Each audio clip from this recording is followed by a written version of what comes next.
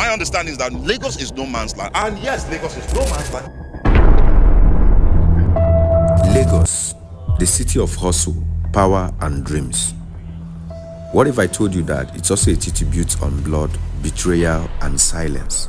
What if you know that beneath the glow of the city lies a battlefield?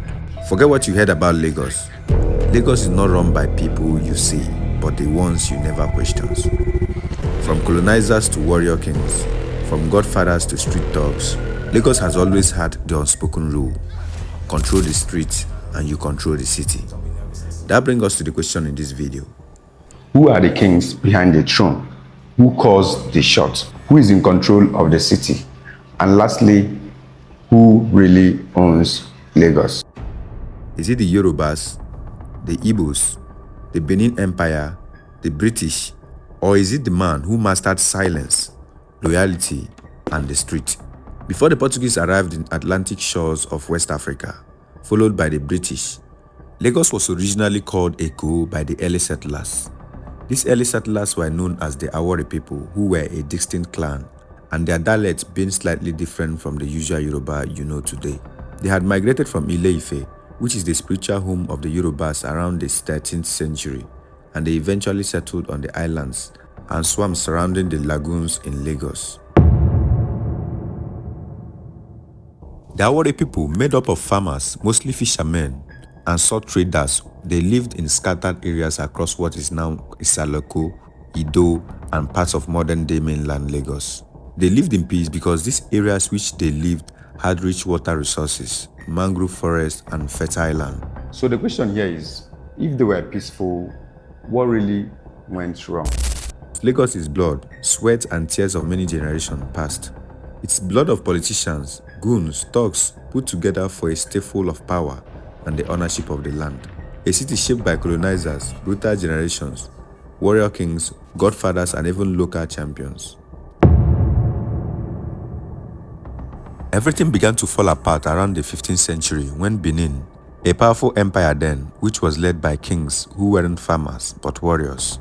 These warrior kings, who ruled various parts of what we know as Edo today and some surrounding territories, set their eyes on Eko.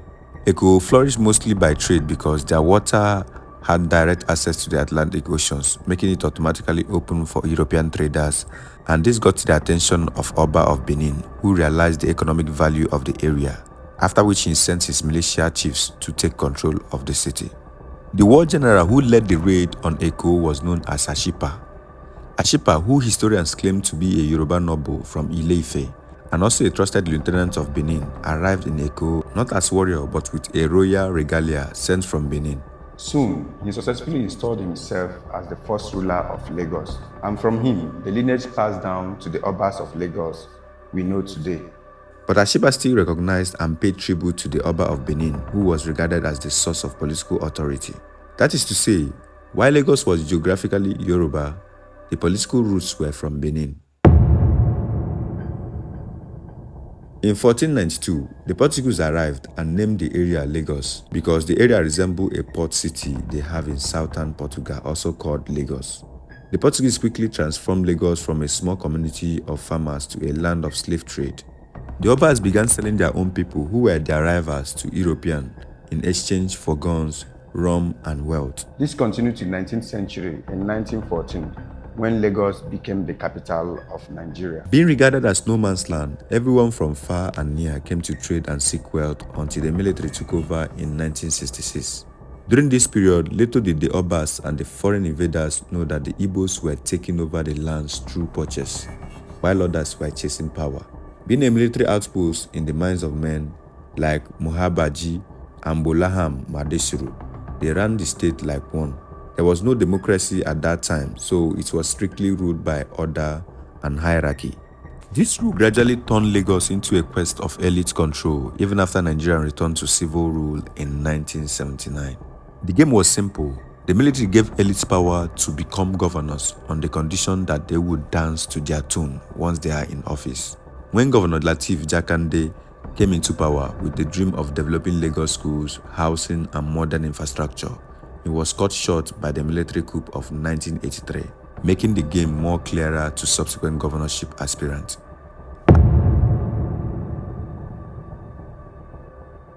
As at this point, conspiracy became the order of the day. From Bola Ahmed Tinubu to the current governor of Lagos State, Sanwo-Olu, it's clear that the power in Lagos isn't in the hands of these governors, but rather the real power is behind the throne. This was proven when Fashola tried to play an independent game but got removed. Ambode also refused to answer to the power, and he got kicked out as well after one term. The current governor, Sanwo-Olu, wasn't chosen by the people, but he was chosen by these same powers behind the real throne of Lagos to serve as machinery for their agendas. Prior to this, as Lagos transitioned into a democratic rule from the late 1990s up till now, the hunger for control and ownership heightened.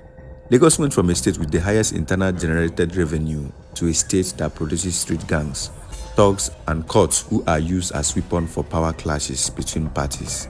These Igboros who fostered the spines of Lagos politics, which is intimidation through killings and chaos, soon evolved into an official militia army of political interest, being armed and funded by the ravaged election to disrupt the voting of strong opposition parties, snatch ballot boxes, and put fear in the hearts of people seeking a better representative for themselves.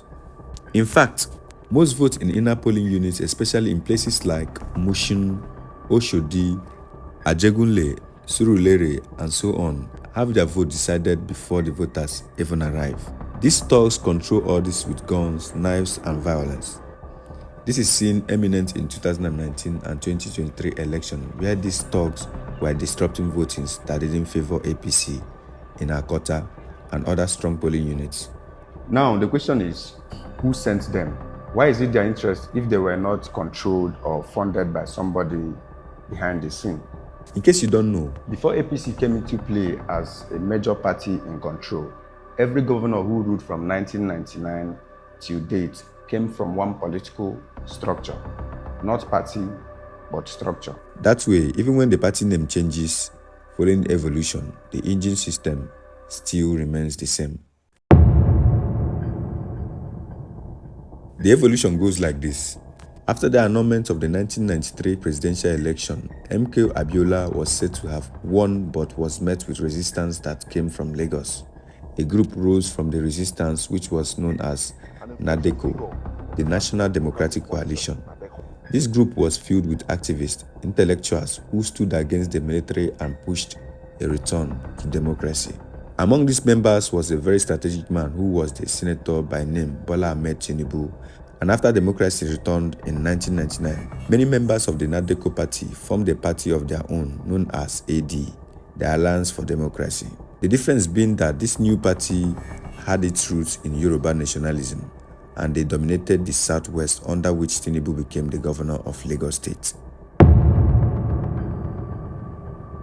Talking about Tinubu, the Jagaban, after his 1999 term, he refused to step down, and this caused internal crisis within AD party, resulting in their fall. But while PDP under Obasanjo thrived in the southwest, Tinubu still stood tall as the only governor who wasn't removed because he had street power and equally betrayed his alliances, earning him the title Jagaban. In 2006, he abandoned the AD party and created a new party called AC, the Action Congress, a party in alliance with INEC registration. And this is where the ownership of Lagos became systematic.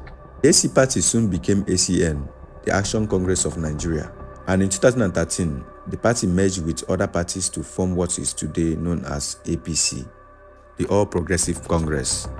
But the party goal wasn't just to win Lagos State governorships anymore, but to evolve into the federal view.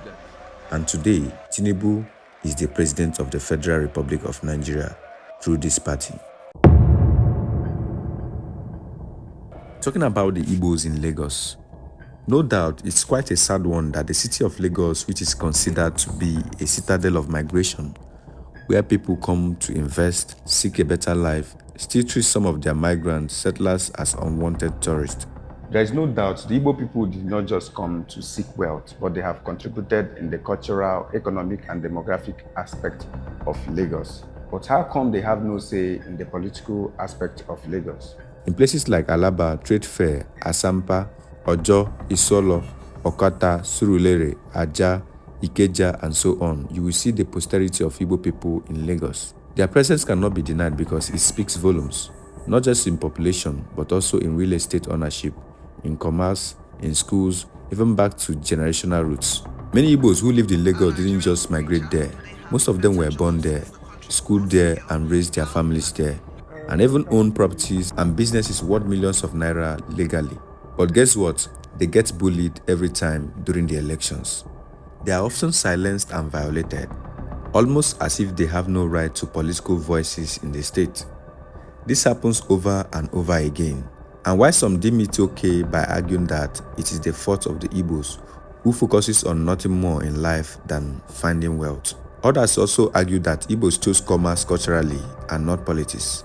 And so, while other tribes built political foundation, the Igbos were busy building the market and trade foundation. But the question is, are they really wrong on that, seeing that Lagos was a blank state that the Igbos filled with trade? Does it mean that an Igbo man who is overly qualified and even speaks the Yoruba language fluently, understands the system, and has decided to run for political seat should be met with violence, bullying, and silence? And finally, does it mean that the Igbos should come to terms with the fact that no governor can be sworn in from their tribe in Lagos State? No appointment can be made from them? They shouldn't be seen as tribe, rather as investors. All this being said, we fall back to the question, who really owns Lagos? Is it the British who once claimed it raised their flag on their soil and colonized the state? Or the Benin Empire who once ruled it with warriors and tributes? Or is it the Yoruba people who called it home, even though they are divided by tribe, dialect, and politics? The truth no one wants to believe is that Lagos is owned by the man who has mastered the art of control.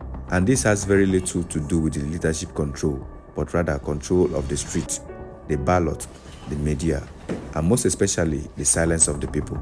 And if you check well, there is no one who has this control than the Jagaban himself, Bola Ahmed Tinubu. Without a doubt, Tinubu has his imprint in every corner of Lagos. His imprints are in the transport union, the candidate who never wins, the state budgets, the godfathers behind the scenes who can't be removed or left unsettled, and the fear that has been normalized through the talks. In conclusion to all this, it will take real people's movement fueled by courage and competitive funding to break down the structure that has been prevalent for decades before the tide turns to the people owning their lands again. Out of this piece of truth, who really do you think owns Lagos? Is it a no man's land or not? Drop your comments on the comment section. And until next time, don't forget to like and subscribe. Share this video to all social media platforms. See you next time.